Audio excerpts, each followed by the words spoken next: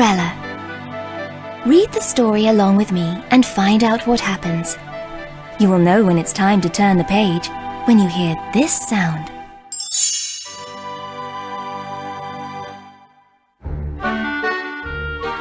Once upon a time, in a faraway land, there was a young girl named Cinderella. When she was a child, her mother died. Her father found a new wife who had 2 daughters the same age as Cinderella. But after Cinderella's father died, the stepmother was very cold and cruel to Cinderella. The kind girl was forced to work as a servant in her own house. Still, Cinderella was always cheerful. Sure that one day her dreams of happiness would come true, she started each day with a song. Cinderella was always busy cooking, cleaning, and serving her stepmother, Lady Tremaine, and her stepsisters, Drizella and Anastasia. One day, while Cinderella was doing her chores, she heard a knock at the door. "Open in the name of the king!" a man shouted. It was the king's messenger. He handed Cinderella a letter. The stepmother was giving Anastasia and Drizella music lessons. Cinderella knocked at the door. "I warned you never to interrupt," barked Lady Tremaine. Then Cinderella showed her the letter. It was an invitation to a royal ball for the prince. "By royal command, every eligible maiden is to attend," the stepmother read. "That means I can go!" Cinderella cried happily. "You?" Anastasia shrieked. "I see no reason why you can't go to the ball," the stepmother said in a silky voice.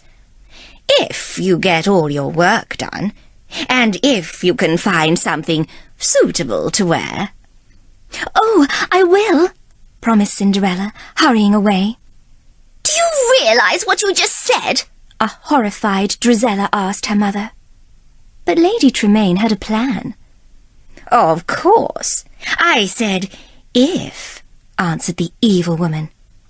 "Oh, if," Drizella repeated. Anastasia giggled.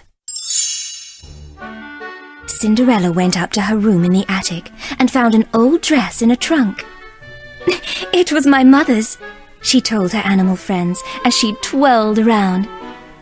"It's a little old-fashioned," admitted Cinderella, "but I can fix that." She took out a book and found a picture of another dress. She had just started making plans when she heard a shrill cry, "Cinderella!"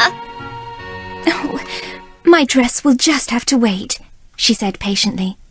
"I'm coming," she called as she headed down the stairs. "Now let me see," Cinderella's stepmother said. "There's the large carpet in the main hall. Clean it. Oh, yes, and the tapestries and the draperies." "But I just finished," Cinderella said. "Do them again," ordered the cruel woman. The stepmother planned to keep Cinderella so busy that she would never have time to work on a dress for the ball. The plan worked. Lady Tremaine and her 2 daughters kept Cinderella so busy that the sweet girl didn't have a moment to work on her dress. "Poor Cinderella," a mouse named Jack said to his new friend Gus. "Work, work, work. She'll never get her dress done." "Hey, we can do it!" exclaimed one of the mice. "We can fix the dress for Cinderella!" All the animals thought it was a wonderful idea. Jack and Gus scurried to find some new trimmings for the dress. Anastasia and Drizella were throwing things away. "I wouldn't be caught dead in that sash," Anastasia said, while Drizella kicked aside her old beads. So the 2 mice scooped up the discarded items. Jack and Gus had to sneak past Lucifer the cat. It wasn't easy, but they did it. The other mice were proud of Jack and Gus. All of the animals began to work on Cinderella's dress. The mice and the birds measured and cut and sewed. They all sang as they worked. They couldn't wait to surprise their friend Cinderella. But would they finish in time? Soon it was 8 o'clock. "The carriage is here," Cinderella told her stepmother. "Why, Cinderella, you're not ready," said her stepmother, sounding surprised. "Aren't you going, child?" No, I'm not going. Cinderella hadn't had a chance to work on her dress all day. There will be other balls," her stepmother told her smugly, knowing she had kept Cinderella from going to this one. Cinderella told herself the ball would be frightfully dull, but in her heart she knew it would be completely wonderful. Slowly, Cinderella walked up the stairs to her attic room. When she entered her room, she couldn't believe her eyes. Surprise! Surprise! Shouted the mice and birds. Happy birthday! Cried a confused Gus. The mice and birds had finished her dress. She could now go to the ball. Oh, how can I ever... Oh, thank you so much, the delighted girl cried. Cinderella dressed quickly and raced down the stairs, calling, "Wait, please, wait for me!" Lady Tremaine was shocked. Now she would have to let Cinderella go to the ball. Or would she?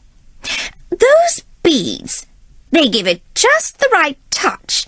Don't you think so, Drizella?" the stepmother observed. Drizella saw that Cinderella was wearing her old beads. "Thief!" Drizella cried. Then Anastasia noticed her old sash. The two girls tore at Cinderella's dress. By the time they were finished, the dress was in rags, and Cinderella was in tears. "Good night," the stepmother said, as she left for the ball with her horrible daughters. Cinderella ran outside to the garden.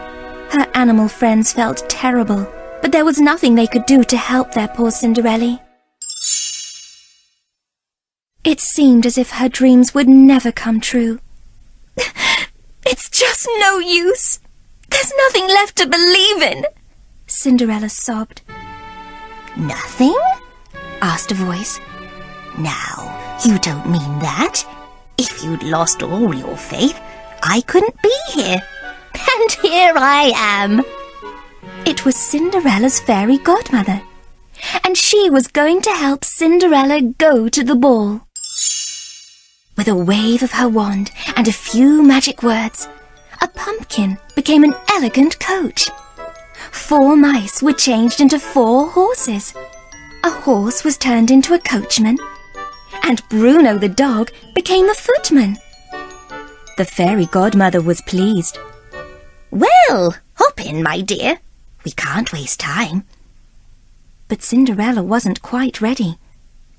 "Don't you think my dress—" she began. The fairy godmother looked at Cinderella. "Oh, goodness! You can't go to the ball in that." She waved her wand one last time, and Cinderella was wearing a beautiful ball gown. Cinderella loved her dress. And look! Glass slippers! Why, it's like a dream, a beautiful dream come true. Then the fairy godmother told her that, like all dreams, this one would end. The spell would be broken at midnight. Cinderella was very happy as she rode to the ball. But at the castle, the king was not so happy. His son, the prince, hadn't fallen in love yet. The Grand Duke told the king that falling in love at the ball would be like a fairy tale, and it would never happen. Just then, Cinderella arrived at the ball. When the prince saw her, he asked her to dance. The king and the Grand Duke were amazed as they watched the couple dance. It looked as if the prince was falling in love with Cinderella. Drizella and Anastasia were very jealous of the new girl. Their mother thought there was something familiar about her, though. Cinderella didn't notice them. She didn't know that the handsome man she was dancing with was the prince.